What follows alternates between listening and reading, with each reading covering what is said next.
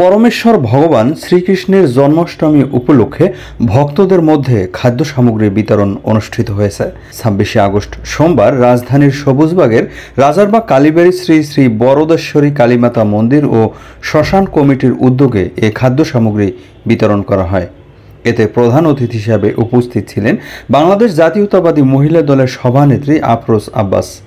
বিশেষ অতিথি হিসাবে উপস্থিত ছিলেন বাংলাদেশ হিন্দু বৌদ্ধ খ্রিস্টান কল্যাণ ফ্রন্ট এর মহাসচিব এস.এম. তরুণ দে, বিএনপির জাতীয় নির্বাহী কমিটির সদস্য হাবিবুর রশিদ হাবিব, সবুজবাগ ৫ নং ওয়ার্ড বিএনপির সভাপতি আশরাফুজ্জামান খান লিটন, ঢাকা মহানগর হিন্দু বৌদ্ধ খ্রিস্টান কল্যাণ ফ্রন্ট এর সদস্য সচিব বাবু সুভাষচন্দ্র দাস, ৭৩ নং ওয়ার্ড বিএনপির সভাপতি সোহেল আহমেদ মাকসুদ।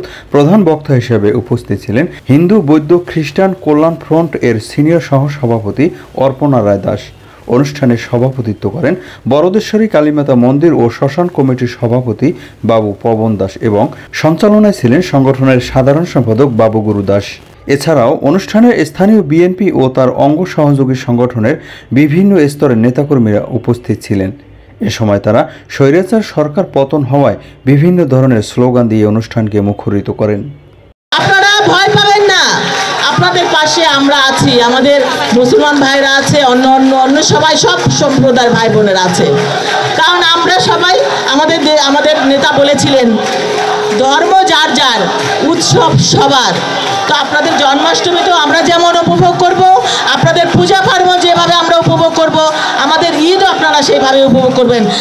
আমরা সকলে মিলে যারা এই এলাকায় থাকি একসাথে উপভোগ করবো ইনশাআল্লাহ। কারণ আমরা একটা এলাকায় বসবাস করি, এটা আমাদের একটা পরিবার।